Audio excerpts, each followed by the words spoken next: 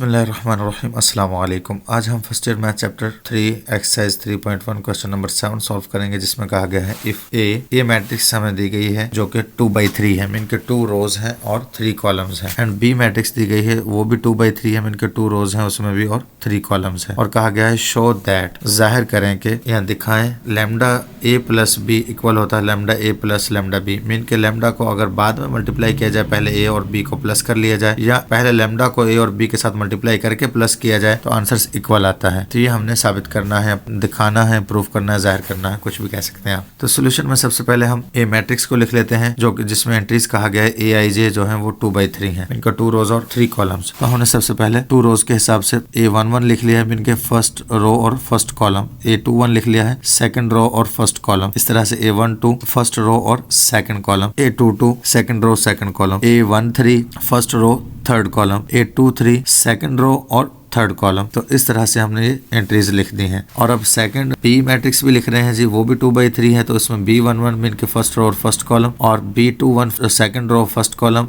B12 first row second column, B22 second row second column, B13 first row third column, B23 second row और third column. इस तरह से ये entries हमने लिख दी हैं ए और बी की। अब हम लेफ्ट हैंड साइड करते हैं, तो सबसे पहले हमने लेफ्ट हैंड साइड लिखकर इक्वल रख लिया है लैम्डा इंटू ए प्लस बी, और उसके बाद लैम्डा को बाहर एज इट इज लिख दिया है, और उसके बाद जो ब्रैकेट थी वो भी हमने एज इट इज लिख दी है। और अब हमने ए मैट्रिक्स को भी पुट कर दिया है और बी मैट्रिक्स को भी एज इट इज पुट कर दिया है, और दरम्यान में प्लस लिख दिया है। और अब हम प्लस कर लेते हैं, लैम्डा हमारा एज इट इज आ जाएगा, तो फर्स्ट एंट्री फर्स्ट में, सेकंड सेकंड में, और थर्ड में प्लस हो जाएगी। तो A11 B11 में प्लस हो गया, A12 B12 में प्लस हो गया, A13 जो था वो B13 में प्लस हो गया है, A21 21 में प्लस हो गया है, A22 जो है वो A22 में प्लस हो गया है, A23